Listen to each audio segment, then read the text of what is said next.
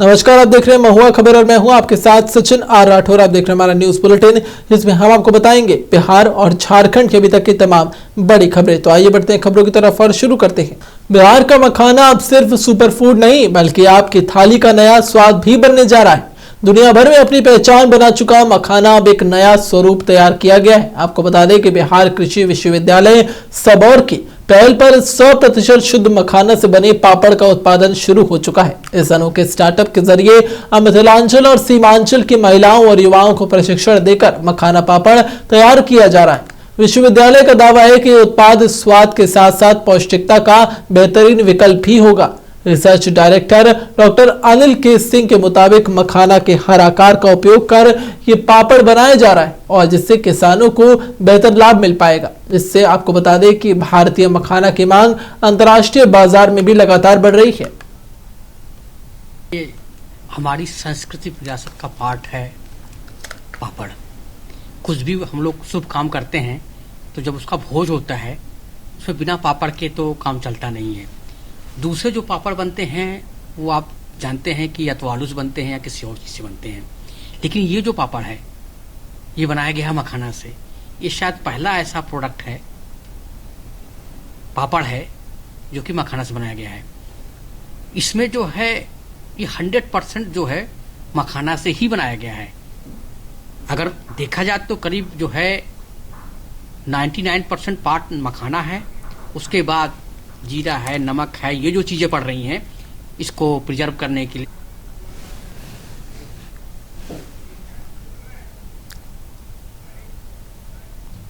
झारखंड के चाईबासा में भारतीय जनता पार्टी के वरिष्ठ नेता और कोल्हान के भाजपा की मजबूत नींव रखने वाली पूर्व विधायक राधे सुम्रब्रोई की 33वीं पुण्यतिथि श्रद्धा और सम्मान के साथ मनाई गई।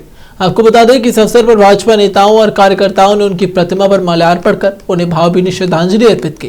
कार्यक्रम में पूर्व मंत्री बड़कुंवर गागराई ने वहां पर राधे सुम्रब्रोई के राजनीतिक और सामाजिक योगदान को याद करते हुए ये कहा कि वो एक ऊर्जावान, संघर्षशील और जनसेवा के लिए समर्पित नेता थे।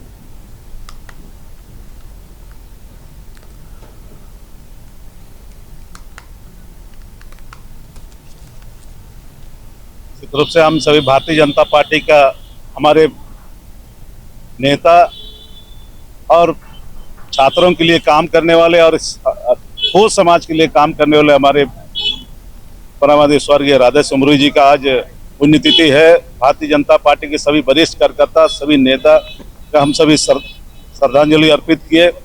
और श्रद्धांजलि इसलिए हम लोग भारतीय जनता पार्टी को नींव का खड़ा करने वाले और भारतीय जनता पार्टी को आगे करने वाले हमारे स्वर्गीय राधे सुम्रब्रोई का आज पुण्यतिथि है।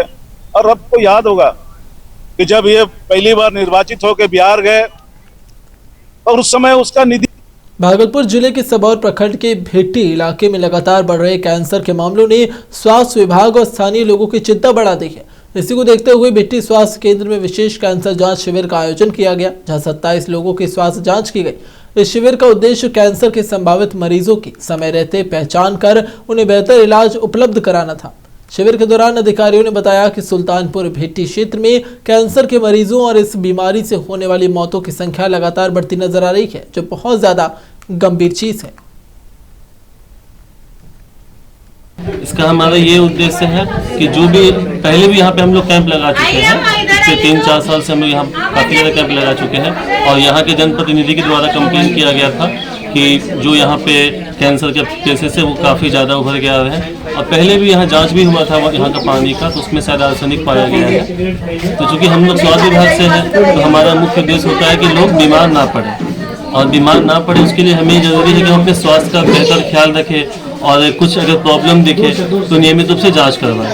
क्योंकि ये जनप्रतिनिधि प्रॉब्लम आया था कि कैंसर का ज़्यादा पाया जाता है, तो स्पेशल कैंसर स्क्रीनिंग कैंप लगाया गया है यहाँ पे, जो जहाँ पे कि ओरल, ब्रेस्ट और सर्वाइकल तीनों का जो कैंसर का है वो जाँच हो रहा है। तो कितने यहाँ पे अभी मरीज आए, अगर किसी को कैंसर निकला है या नहीं निकला है? अब तक हम लोग टोटल जो जितने भी मरीज आए टोटल 27 हम लोग अभी तक हम लोग कर चुके हैं। कुछ नहीं मिला है। कब डेट किए थे? कब किए थे?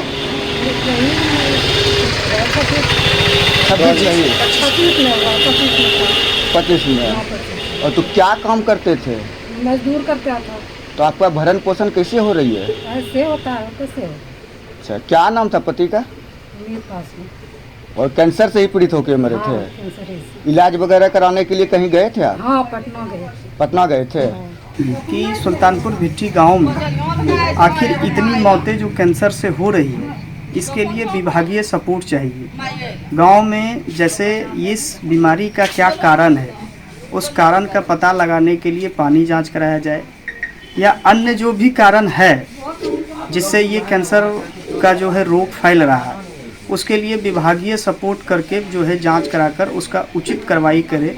और जो मृत परिवार है, मृत परिवार के बच्चों को, उनकी पत्नी को या उनके परिवार को सरकार द्वारा कुछ आर्थिक सहयोग दिया जाए, जिसके कारण उसके परिवार का भरण पोषण, बच्चों के पढ़ाई लिखाई एवं अन्य ज़रूरतों को वो पूरा कर सकें। अभी तक कितने मृत्यु हुई होगी कैंसर से? अभी तक कुल 27 मृत्यु हो चुकी है। तो अपना परिचय देते हैं। सुनील कुमार चौहान। सुपौल नगर वासियों के लिए नगर परिषद ने एक ऐसी पहल की है जो कि अंतिम संस्कार जैसे संवेदनशील प्रक्रिया को पहले से ज्यादा सम्मानजनक, सुविधाजनक और साथ ही आधुनिक बनाने की दिशा में बड़ा कदम मानी जा रही है। मुख्य पार्षद राघवेंद्र झा राघव के पहल पर शहर के आधुनिक मुक्तिधाम में अत्याधुनिक विद्युत शवदाह गृह का संचालन शुरू किया गया। आपको बता दें, जहां नगर वासियों को निःशुल्क दाह संस्कार की सुविधा भी दी जाएगी। लेकिन नगर परिषद के द्वारा जो ये सुविधा प्रदान की गई है शहर के नागरिकों को, कि मुक्तिधाम का निर्माण हुआ। मुक्तिधाम निर्माण होने में उसमें 2 ब्लॉक है, जिसमें कि लकड़ी पर जो पारंपरिक तरीके से लाश को जलाया जाता है वो है, और एक अत्याधुनिक बिजली वाला है उसमें लगा हुआ। किसी का कोई शुल्क नहीं है। लकड़ी वाले पे लकड़ी का जो कॉस्ट होता है वो देना होता है, तो उसमें लेकिन नगर परिषद के द्वारा जो ये सुविधा प्रदान की गई है शहर के नागरिकों को, कि मुक्तिधाम का निर्माण हुआ। मुक्तिधाम निर्माण होने में उसमें 2 ब्लॉक है, जिसमें कि लकड़ी पर जो पारंपरिक तरीके से लाश को जलाया।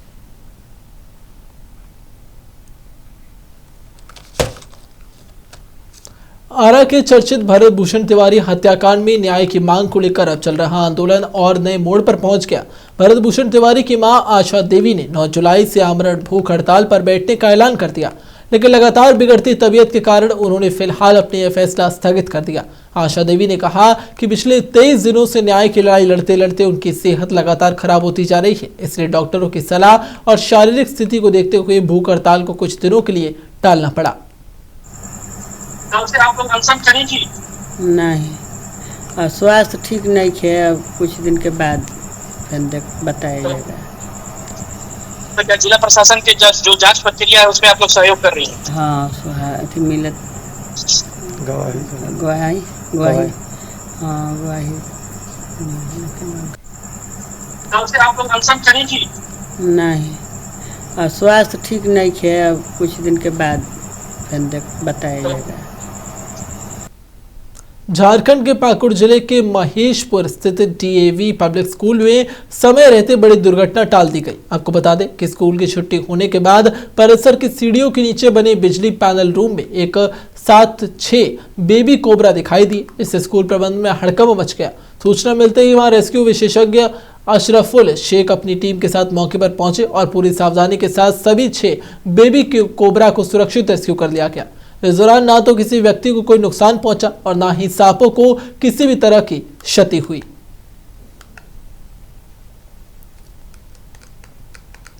राष्ट्रीय राजमार्ग 39 पर चियांकी के निर्माणाधीन फ्लाईओवर को लेकर अब जमीन मुआवजे के विवाद में हिंसक रूप ले लिया। प्रशासनिक टीम और स्थानीय ग्रामीणों के बीच हुई झड़प के दौरान जमकर पथराव हुआ, जिसमें वहां पर झारखंड सशस्त्र बल पुलिस और साथ ही इसके एक जवान और एक महिला पुलिसकर्मी समेत कई लोग घायल हो गए। सभी घायलों को इलाज के लिए मोदनी नगर मेडिकल कॉलेज अस्पताल में भर्ती करा दिया गया।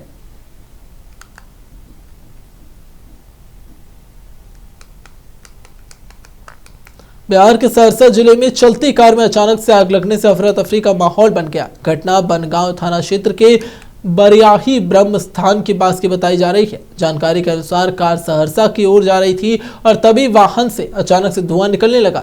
चालक ने स्थिति भांपते हुए तुरंत कार रोक दी और उसमें सवार सभी लोग सुरक्षित बाहर निकाल लिए गए। कुछ ही पलों में आग ने पूरी कार को अपनी चपेट में ले लिया और वाहन दो कर जलने लगा। सूचना मिलते ही स्थानीय लोग मौके पर पहुंचे और आग बुझाने का प्रयास शुरू किया गया।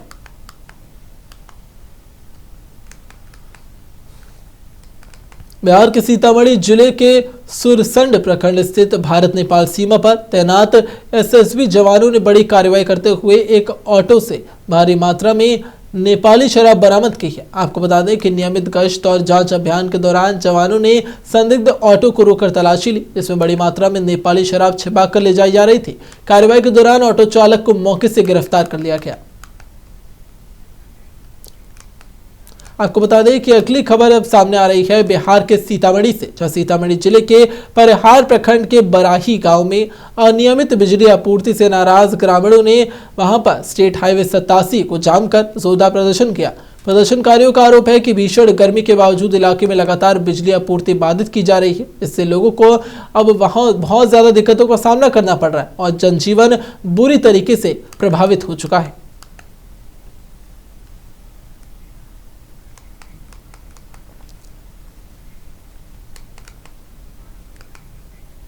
झारखंड के पाकुड़ जिले के हिरणपुर थाना क्षेत्र में तारापुल बेल पहाड़ी मुख्य सड़क किनारे एक अज्ञात व्यक्ति का शव मिलने से इलाके में सनसनी फैल गई। गुरुवार सुबह स्थानीय लोगों ने सड़क किनारे शव देखा, जिसके बाद वहां पर आसपास के क्षेत्र में हड़कंप मच गया और बताया जा रहा है कि मृतक का सिर पूरी तरीके से कुचल दिया गया था। घटना की सूचना मिलते ही वहां पर हिरणपुर थाना पुलिस मौके पर पहुंची और शव को कब्जे में लेकर पोस्टमार्टम शुरू कर दिया गया।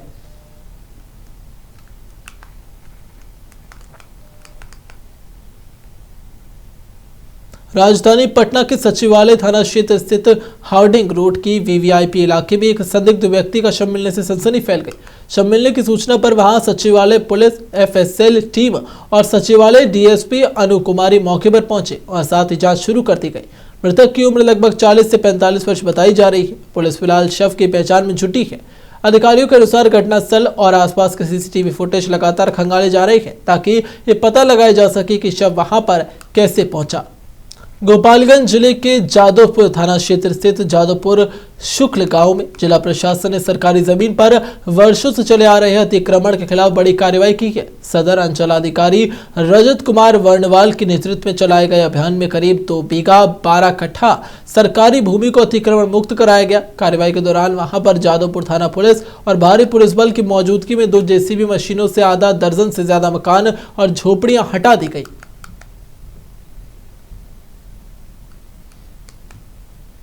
आज जो सरकार की महत्वाकांक्षी परियोजना है, जैसे जादवपुर में 50 एकड़ भवन बनाए जाने थे, तो वहाँ अवैध कब्जा था सरकारी भूमि पर। उनको विधिवत नोटिस करते हुए पूर्व सूचना देते हुए आज अतिक्रमण हटा जाने की तारीख थी और हम लोगों ने अतिक्रमण मुक्त कर दिया है। आज जो सरकार की महत्वाकांक्षी परियोजना है, जैसे जादवपुर में 50 एकड़ भवन बनाए जाने थे, तो वहाँ अवैध कब्जा था सरकारी भूमि पर।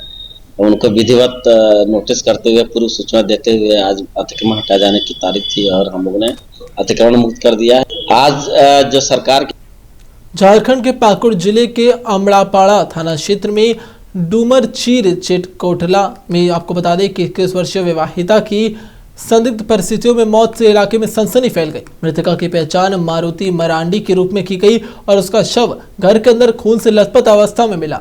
घटना की सूचना मिलते ही थाना प्रभारी अनूप रोशन भेंगड़ा पुलिस बल के साथ मौके पर पहुंचे और घटनास्थल का निरीक्षण कर जांच शुरू कर दी गई। प्रारंभिक जांच में पुलिस हत्या की आशंका के आधार पर सभी पहलुओं की पड़ताल कर रही है। मृतका की मां मरांगमराई हेम्ब्रम ने बताया कि वहां पर मारुति उनकी इकलौती बेटी थी और उसके साथ ही रहती थी।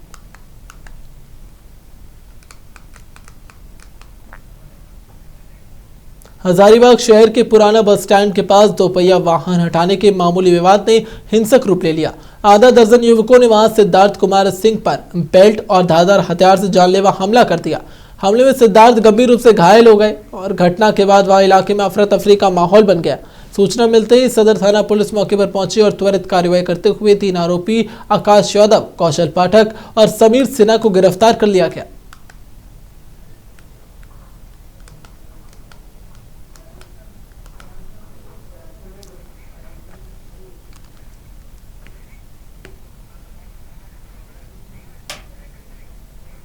कटकम सांडी प्रखंड के कंचरपुर मौजा में वन विभाग की भूमि पर एक बार फिर से अवैध कब्जे का मामला सामने आया। ग्रामीणों का आरोप है कि कुछ लोगों ने सरकारी वन भूमि पर जोत आबाद कर खेती शुरू कर दी है। अब मामले की सूचना वन विभाग को दे दी गई है, लेकिन अब तक अतिक्रमण हटाने की दिशा में कोई कार्रवाई नहीं की गई। ग्रामीणों के अनुसार डोमन महतो, गणेश महतो, रामेश्वर महतो और उमेश महतो पर वन भूमि पर कब्जा करने का आरोप लगाया गया। स्थानीय लोगों का कहना है कि इससे पहले इसी भूमि पर निर्माण का प्रयास किया गया था, जिसे विभागीय कार्रवाई के बाद रोक दिया गया।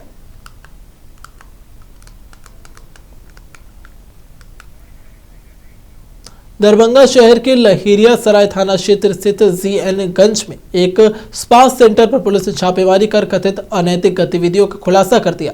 क्राइम ब्रांच की टीम ने गुप्त सूचना के आधार पर कार्रवाई करते हुए स्पा सेंटर से 3 युवतियां, संचालक की पत्नी, एक ग्राहक और स्पा सेंटर के मैनेजर समेत कुल 6 लोगों को गिरफ्तार कर लिया।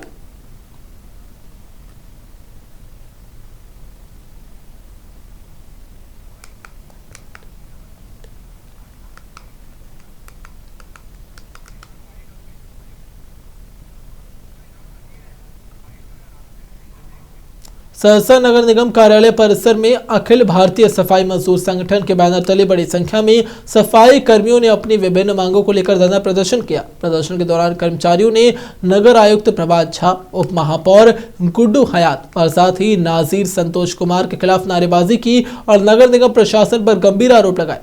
संगठन का आरोप है कि नगर निगम में कथित रूप से फर्जी सफाई कर्मियों के नाम पर उन्हें जोड़कर वर्षों से सरकारी राशि का दुरुपयोग किया जा रहा था, जबकि वास्तविक सफाई कर्मियों को समय पर वेतन और अन्य सुविधाएं नहीं दी जा रही है। उन लोगों का घेराव बिल्कुल ही गलत है।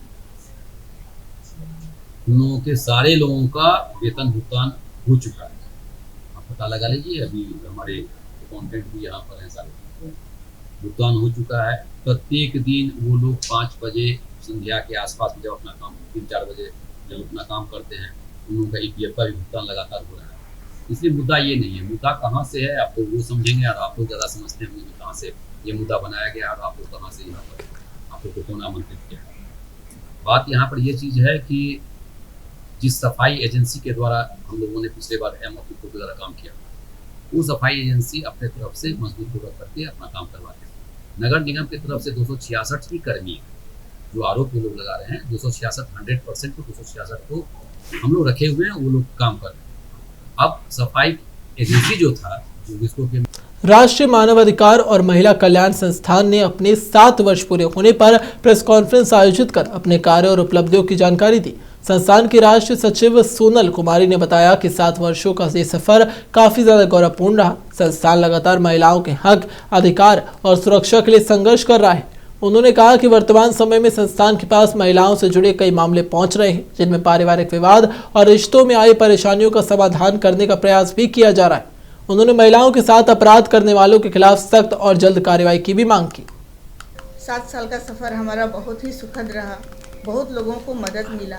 जो महिलाएं थाना नहीं जाना चाहती हैं, कोर्ट नहीं जाना चाहती हैं और समाज में बहुत ज़्यादा अपने आप को चाहती भी नहीं है कि मेरे समस्या को बहुत लोग जाने, उनको बहुत समझदारी से यहाँ सुलझाया जाता है।